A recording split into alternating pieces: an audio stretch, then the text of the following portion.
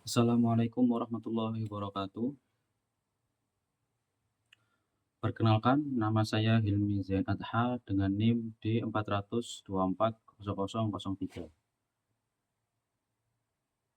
dari kelas A Praktikum Dasar Mata Kuliah Dasar Teknik Elektro. Di sini saya akan menjelaskan tentang eh, materi pada modul 6 yang berjudul pengukuran frekuensi dengan metode langsung, direct method, dan metode tidak langsung atau Lissajous Method. Untuk pendahuluan, pengukuran frekuensi merupakan bagian penting dalam praktikum elektronika dan sistem listrik karena frekuensi menentukan satu, kinerja rangkaian AC, kedua, kestabilan sinyal, dan ketiga, kesesuaian sistem dengan standar, semisal 50 Hz atau 60 Hz. Dalam praktikum ini, sinyal frekuensi akan diukur menggunakan dua metode, yaitu metode langsung dan metode tidak langsung, direct method atau Lissajous Method. Yang mana kedua metode ini tetap memiliki prinsip kerja, kelebihan, serta keterbatasan masing-masing pada metode-metode ini. Sebelum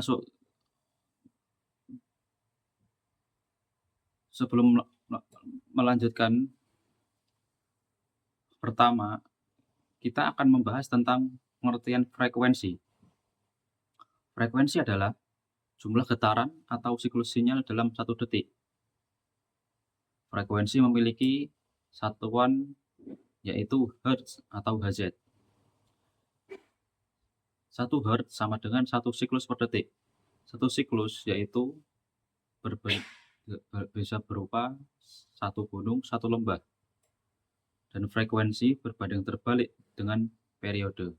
Adapun rumus frekuensi adalah F sama dengan 1 bagi T. Metode pengukuran frekuensi secara umum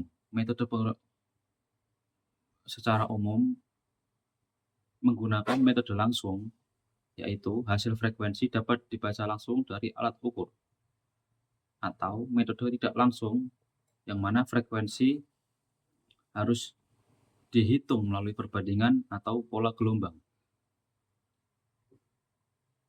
Sebelum melanjutkan ke pengertian metode pengukuran, kita akan membahas tentang alat ukur yang kita gunakan pada praktikum ini, yaitu osiloskop dan sinyal generator. Apa itu osiloskop? Osiloskop adalah alat ukur elektronik yang digunakan untuk menampilkan bentuk gelombang listrik dalam bentuk grafik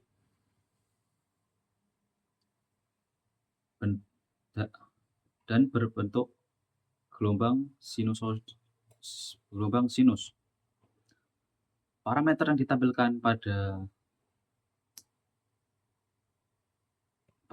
ditampilkan pada osiloskop antara lain amplitudo, frekuensi, periode gelombang, fase antar sinyal, bentuk gelombang, dan noise.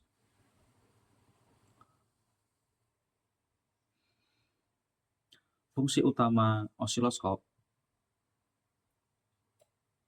antara lain untuk mengamati bentuk gelombang listrik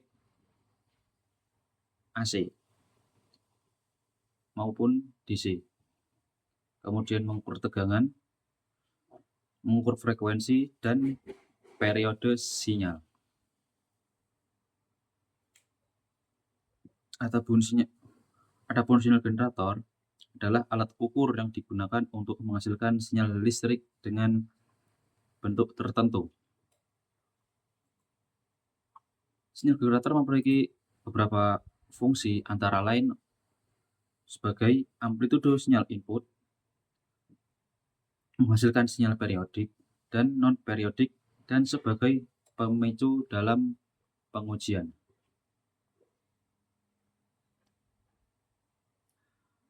Di dalam osiloskop terdapat beberapa parameter yang ditampilkan. Antara lain adalah VPP. VPP adalah selisih antar tegangan puncak tertinggi dan terendah dari gelombang. Untuk rumusnya adalah VPP dikali 2 kali VP. Yang kedua adalah VP atau voltage peak, yaitu adalah tegangan maksimum dari titik 0 sampai puncak gelombang.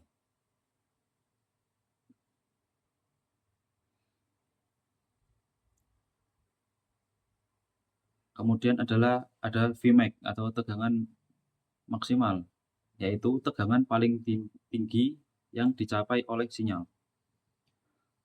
Untuk rumusnya, Vmax sama dengan Vp. Yang keempat ada frekuensi dengan simbol huruf F. Frekuensi adalah jumlah siklus gelombang periodik dengan rumus F sama dengan 1/T. Kemudian periodik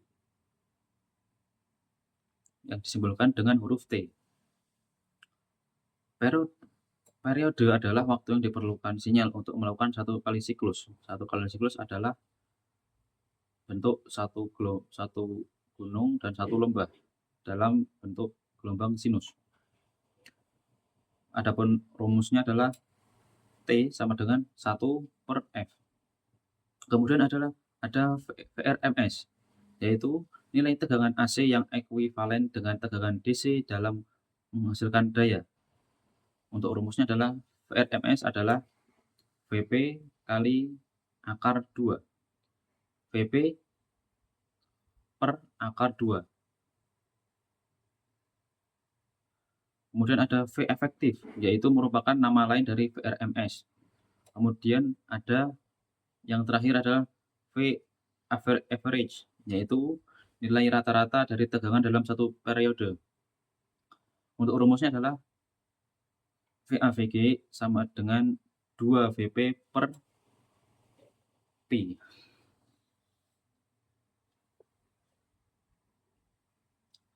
Kemudian kita masuk menuju pengertian pengukuran metode langsung.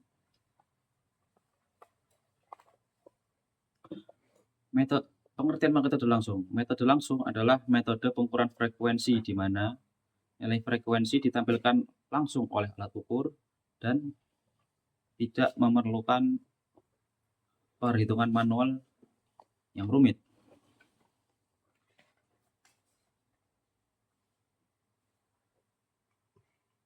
Prinsip kerja.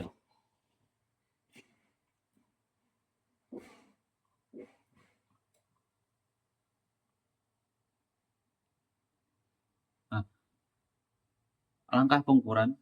Yang pertama, hubungkan sinyal generator ke channel osiloskop, kemudian atur tim delay agar satu periode gelombang agar terlihat jelas. Kemudian, hitung jumlah divisi untuk satu periode. Dan terakhir, hitung periode dan frekuensi menggunakan rumus T. Jumlah divisi dikali tim per delay dan untuk mencari frekuensi adalah 1/T.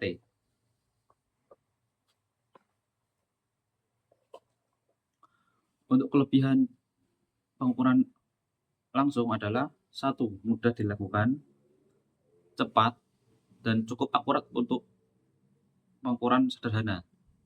Ada kekurangannya, yaitu bergantung pada ketelitian pembacaan layar dan akan menjadi tidak akurat jika sinyal tidak stabil.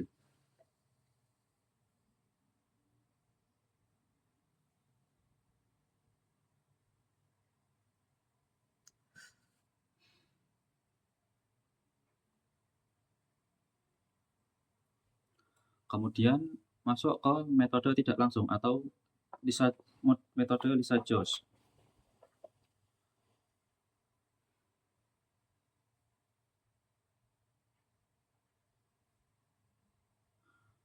Pengukuran frekuensi dengan metode Lisa-Jones dilakukan dengan memanfaatkan tampilan pola pada osiloskop ketika dua sinyal AC dimasukkan ke dua saluran atau dua channel osiloskop. Satu sinyal berfungsi sebagai acuan dan satu sinyal lainnya adalah sinyal yang ingin diukur. Pengukuran pada metode ini menggunakan mode XY, di mana sinyal pada kanal X menggerakkan sapuan horizontal dan sinyal pada kanal Y akan menggerakkan sapuan secara vertikal. Ketika kedua sinyal memiliki perbandingan frekuensi tertentu, laser osiloskop akan menampilkan suatu pola yang khusus yang disebut dengan Lisa-Jones figure. Pola ini dapat berupa garis miring atau elips, lingkaran, atau kurva kompleks tergantung rasio frekuensinya.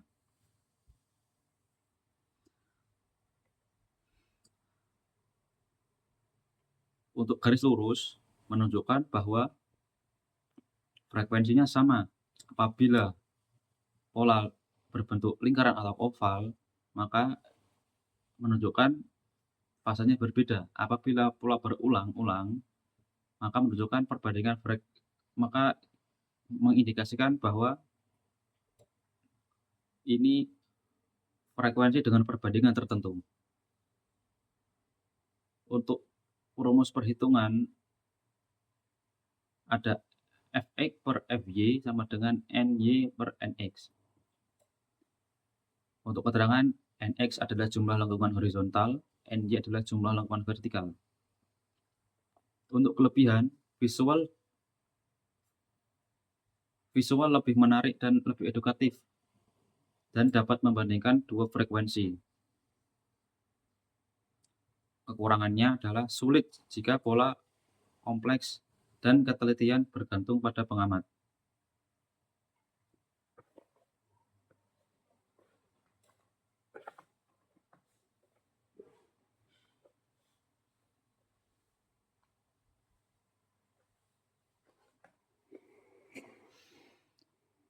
Adapun untuk kesimpulan, pada praktikum ini kami mempelajari dua metode pengukuran frekuensi, yaitu metode langsung dan metode Lisa-Jones.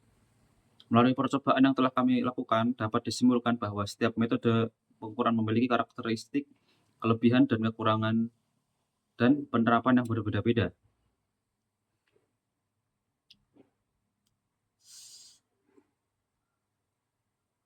Pada metode pengukuran langsung memberikan hasil dengan cepat dan mudah karena hasil dapat langsung dibaca secara langsung dari osiloskop. Metode ini sangat efektif ketika bentuk gelombang dan periodenya mudah diidentifikasi. Sementara metode Lisa-Jones menggunakan metode XY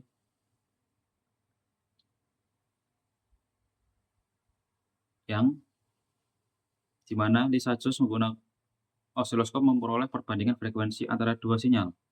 Metode ini memungkinkan pengukuran frekuensi yang sulit diidentifikasi secara langsung. Kemudian, pengaturan tim Debye dan Volt-Debye berpengaruh pada ketepatan pengukuran. Pola Lisa-Jones memberikan gambaran yang membantu menentukan hubungan rasio frekuensi antara dua sinyal dalam bentuk kurva. Frekuensi dapat diukur menggunakan osiloskop tanpa alat tambahan.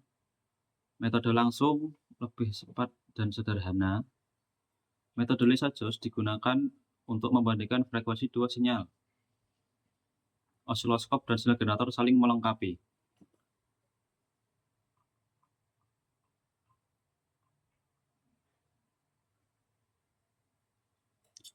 Kemudian untuk osiloskop dapat digunakan sebagai alat ukur frekuensi tanpa alat tambahan.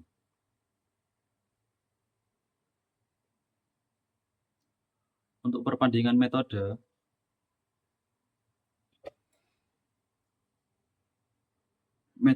langsung dalam alat hanya butuh osiloskop. Adapun pada metode Lisa-Jones menggunakan osiloskop dan sinyal generator, sehingga metode Lisa-Jones menggunakan alat yang lebih banyak daripada metode langsung. Untuk hasil, metode langsung menghasilkan nilai frekuensi dan metode Lisa-Jones menghasilkan perbandingan frekuensi. Untuk akurasi pada metode langsung memberikan akurasi yang baik, adapun pada metode Lisa-Jones memberikan akurasi yang sedang.